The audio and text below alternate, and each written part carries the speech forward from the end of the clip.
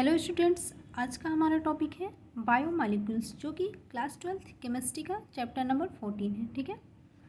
सो biomolecules क्या है? Biomolecules are a chemical compound find in all type of organism, either plant और animals. Okay. तो biomolecules include carbohydrate, protein and lipid and nucleic acid also. Okay. So carbohydrate के बारे में आज हम पढ़ेंगे इस वीडियो में। तो हमको कार्बोहाइड्रेट के बारे में क्या क्या पढ़ना है, कार्बोहाइड्रेट क्या है, इसके एग्जांपल्स के बारे में जानेंगे। कार्बोहाइड्रेट का हम क्लासिफिकेशन देखेंगे। क्लासिफिकेशन में हम आज डिस्क्राइब करेंगे किसके बारे में? मोनोसैकेराइड के बारे में, जिसका एग्जांपल हम ग्लूकोज का लेंगे। तो हम क्या पढ़ेंगे? Preparation of glucose, structure of glucose, properties पढ़ेंगे, ऑप्टिकल आइसोमर इन ग्लूकोज पढ़ेंगे, डीएल कॉन्फ़िगरेशन पढ़ेंगे, इसमें एविल फिशर प्रोजेक्शन पढ़ेंगे, हेवार्थ प्रोजेक्शन पढ़ेंगे, और हम केमिकल रिएक्शन ऑफ ग्लूकोज भी पढ़ेंगे। ठीक है। उसके बाद हम देखेंगे डाइसैकेराइड के बारे में भी। ठीक है। तो आइए हम देखते हैं पहले तो कार्बोहाइड्रेट क्या है। ठीक है। So carbohydrates are polyhydroxyl aldehyde or ketones. Carbohydrates are polyhydroxyaldehyde or ketone compound which give rise to such units of hydrolysis। यानी कि कार्बोहाइड्रेट क्या है? पॉलीहाइड्रॉक्सिल एल्डिहाइड है या फिर पॉलीहाइड्रॉक्सिल कीटोन, यानी कि इसमें एल्डिहाइड ग्रुप भी पाया जाता है और कीटोन ग्रुप का भी पाया जाता है, जो कि क्या देता है? हाइड्रोलिसिस के दौरान हमको प्राप्त होता है। ठीक है। तो आइए देखते हैं क्लासिफिकेशन ऑफ कार्बोहाइड्रेट। तो कार्बोहाइड्रेट को हम सैकेराइड्स भी बोलते हैं। क्यों बोलते हैं? क्योंकि शुगर ग्रीक वर्ड के सैकरॉन से बना है, इसलिए हम कार्बोहाइड्रेट को सैकेराइड भी बोलते हैं। तो कार्बोहाइड्रेट हमारा क्लासिफाई किया गया है 3 ग्रुप में: monosaccharides, oligosaccharides and polysaccharide. Okay. तो मोनोसैकेराइड क्या है? Monosaccharides are those do not hydrolyse into smaller units. ठीक है। ये सबसे स्मॉलर यूनिट है कार्बोहाइड्रेट की, जो कि हाइड्रोलाइज फिर नहीं होती है। ठीक है। ये स्मॉलर यूनिट ऑफ कार्बोहाइड्रेट है मोनोसैकेराइड। इसके एग्जांपल में ग्लूकोज, फ्रक्टोज और राइबोज आते हैं। ये ग्लूकोज के बारे में हम अच्छे से पढ़ेंगे इस वीडियो में। ठीक है। तो दूसरा हम देखते हैं oligosaccharide yield 2 to 10 monosaccharides unit on hydrolyse. ये क्या करता है? ये तोड़ के अगर ये हाइड्रोलिसिस होगा इसका, तो 2 से 10 तक के मोनोसैकेराइड्स की यूनिट मिलके क्या होती है? ओलिगोसैकेराइड बनता है। ठीक है। उसके बाद हम देखेंगे polysaccharide yield large number of monosaccharide unit on hydrolysis, यानी कि ये बहुत सारी मोनोसैकेराइड की यूनिट से मिलकर बना होता है, जिसके एग्जांपल्स क्या है? स्टार्च है, ग्लाइकोजन है एंड सेलुलोज है। ठीक है। प्राइम देखते हैं, सेलुलोज हमारा प्लांट्स लीव्स वगैरह में पाया जाता है। ठीक है। और स्टार्च क्या है? प्लांट का स्टोरेज फूड है। बट हम biomolecules carbohydrate in context of chemistry में पढ़ रहे हैं, तो हम इसकी केमिकल नेचर को ज़्यादा पढ़ेंगे। तो हम देखते हैं ओलिगोसैकेराइड फिर फर्दर डिवाइड किया गया है 3 क्लास में: डाइसैकेराइड, ट्राइसैकेराइड, टेट्रासैकेराइड, ऐसे ही पेंटा, हेक्सा आदि है। ठीक है। तो हम जानेंगे disaccharide yield 2 monosaccharide unit on hydrolysis. ये क्या करता है? 2 यूनिट देता है किसकी? मोनोसैकेराइड की। इसके एग्जांपल सुक्रोज है, माल्टोज है, लैक्टोज है। ठीक है। सुक्रोज क्या होता है? एक मॉलिक्यूल ग्लूकोज का, एक मॉलिक्यूल फ्रक्टोज के मिलकर क्या बनता है? सुक्रोज बनता है, जो कि हमारे शुगर केन में पाया जाता है। ठीक है। गन्ने में। माल्टोज क्या है? 2 मॉलिक्यूल ग्लूकोज का मिलकर क्या बनाता है? माल्टोज बनाता है। जबकि लैक्टोज क्या बनाता है? एक मॉलिक्यूल ग्लूकोज का, एक मॉलिक्यूल गैलेक्टोज का। ठीक है।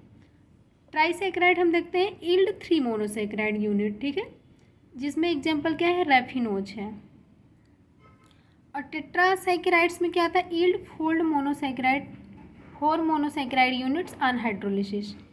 इसमें एग्जांपल्स क्या है? स्टैकियोज है। ठीक है। ऐसे ही पेंटाहेक्सा भी होगा।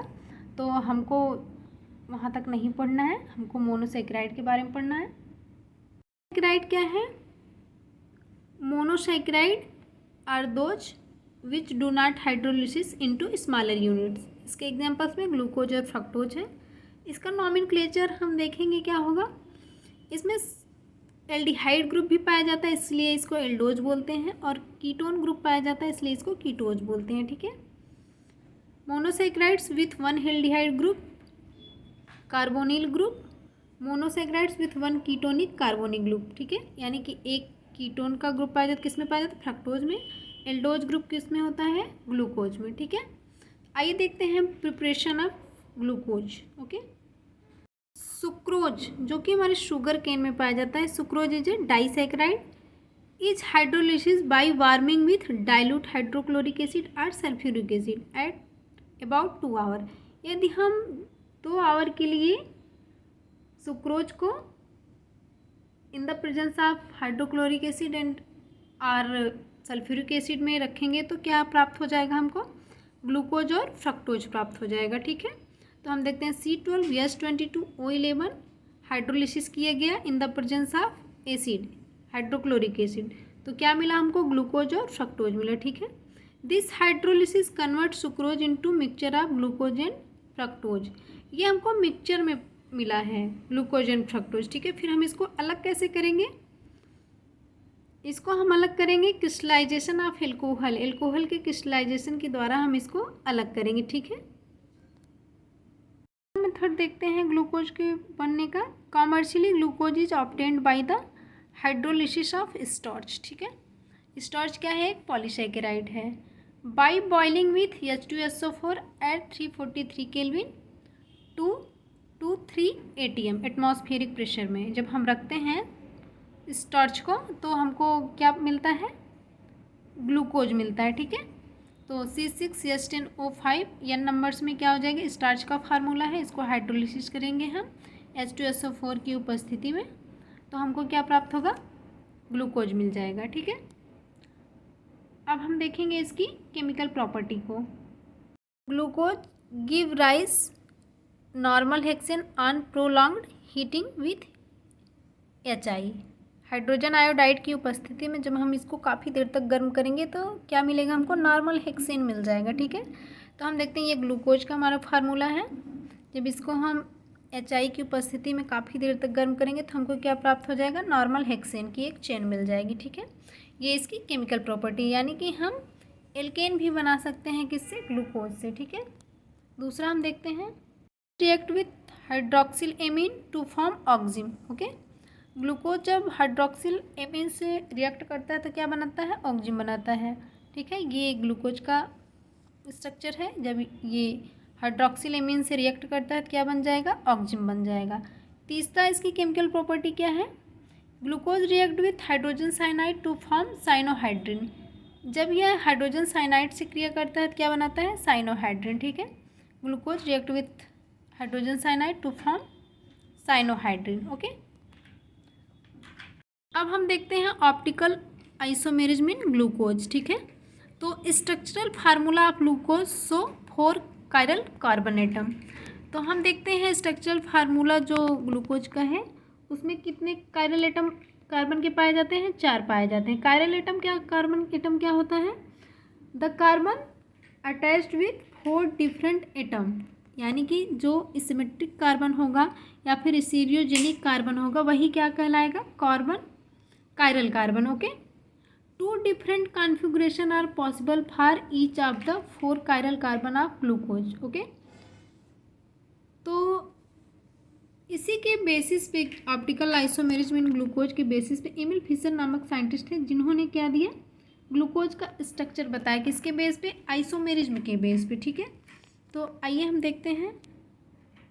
तो हम एमिल फिशर प्रोजेक्शन भी बोलते हैं। ये ऑप्टिकल आइसोमेरिज्म के बेस पे ग्लूकोज के स्ट्रक्चर के बारे में बताया है। ये जर्मन नोबेल विनर है जिनको 1902 में नोबेल प्राइज़ मिला था इसी के स्ट्रक्चर को देने के लिए। 4 कायरल कार्बन, कार्बन 2 पे, कार्बन 3 पे, कार्बन 4 पे, कार्बन 5 पे होता है इन ग्लूकोज में। केमिकल एविडेंस के बेस पे इन्होंने एमिल फिशर ने क्या दिया था? ग्लूकोज का स्ट्रक्चर बताया था। ठीक है, आइसोमेरिज्म बताया था ग्लूकोज में। तो ये क्या हो गया? हमारा ग्लूकोज का स्ट्रक्चर हो गया। इसमें देखिए 2, 3, 4, 5 पे कायरल एटम है, कार्बन एटम है। दूसरा क्या बताया इन्होंने? ग्लूकोनिक एसिड बताया। तीसरा क्या बताया? सैकेरिक एसिड बताया। यही इन्होंने क्या बताया, ग्लूकोज के आइसोमर्स के बारे में बताया। ठीक है, तो हमने पढ़ा ऑप्टिकल आइसोमर इन ग्लूकोज, जिनमें क्या हमने पढ़ा, फिशर प्रोजेक्शन को पढ़ा। अब हम जानते हैं डीएल कॉन्फ़िगरेशन सिस्टम। तो the prefix of D and L name of compound indicate relative configuration of stereo isomer. तो हम देखेंगे कि जो भी फिफ्थ कार्बन है हमारे ग्लूकोज का, ठीक है, एल्डिहाइड ग्रुप का, यदि हाइड्रोक्सिल ग्रुप है राइट साइड में है तो उसको क्या बोलेंगे, डी फॉर्म बोलेंगे। यदि हाइड्रोक्सिल ग्रुप हमारे लेफ्ट साइड है तो उसको क्या बोलेंगे, एल फॉर्म बोलेंगे हम। ठीक है, ये क्या हमको देखने को मिलता है एल्डिहाइड में। ठीक है, यही डीएल कॉन्फ़िगरेशन है जो कि हमारे इस चैप्टर में दिया गया है डीएल कॉन्फ़िगरेशन के रूप में। और एक होता है स्मॉल डी स्मॉल एल, जो कि dextrorotatory and laevorotatory clockwise और एंटी क्लॉकवाइज डायरेक्शन मेनली इसी से रिलेट होता है। लेकिन यहाँ पर डीएल कॉन्फ़िगरेशन जो कि हमको ग्लिसरॉल्डिहाइड में हम शो किए हैं, तो यदि OH ग्रुप जो है राइट साइड में है तो डी फॉर्म है, और यदि OH ग्रुप जो है लेफ्ट साइड है तो वो क्या है, लेफ्ट एल फॉर्म है। ठीक है, monosaccharide is assigned DL configuration on the basis of configuration of the lowest chiral carbon. हम लोवेस्ट कायरल कार्बन पे ही शो किए हैं डीएल फॉर्म। ठीक है, फिशर प्रोजेक्शन फार्मूला भी इसको बोलते हैं।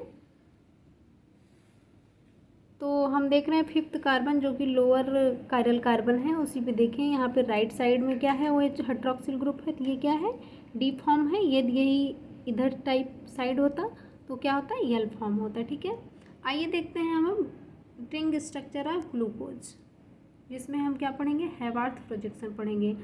हमने ऑप्टिकल आइसोमर में फिशर प्रोजेक्शन पढ़ा, जबकि हम रिंग स्ट्रक्चर में क्या पढ़ेंगे, हैवार्थ प्रोजेक्शन। ठीक है, आइए देखते हैं।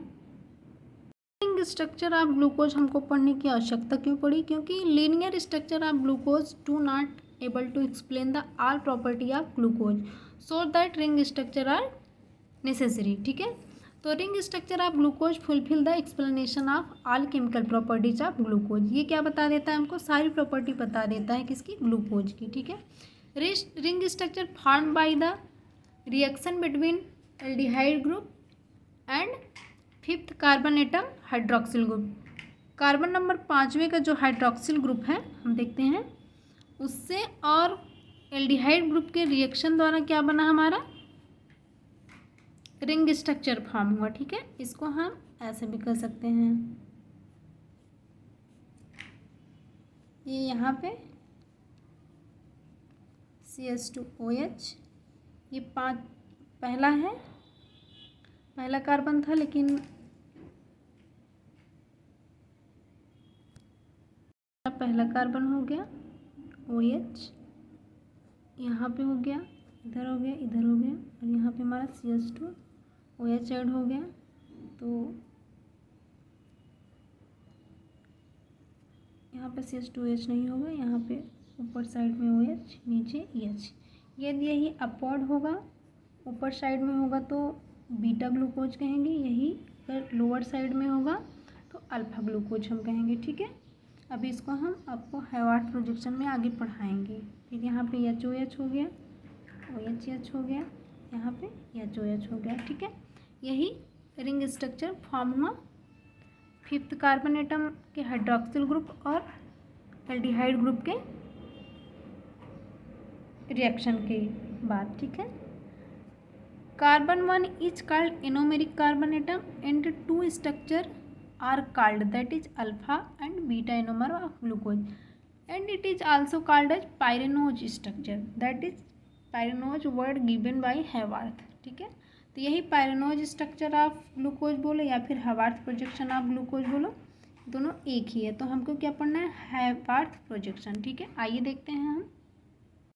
हैवार्थ structure or Haworth formula, Haworth structure of glucose is a 3-dimensional model of glucose molecular structure represented in a ring, that is pyranose ring. ठीक है, अभी हमने पढ़ा पायरेनोज रिंग बना किसके द्वारा बना, एल्डिहाइड ग्रुप और 5वें कार्बन के हाइड्रोक्सिल ग्रुप के रिएक्शन से। ठीक है, also known as cyclic structure of glucose, Haworth projection को ही क्या बोलते हैं, structure of ring structure of glucose, ठीक है। In Haworth structure the OH group of ring structure carbon 1 is determine the alpha and beta structure of glucose.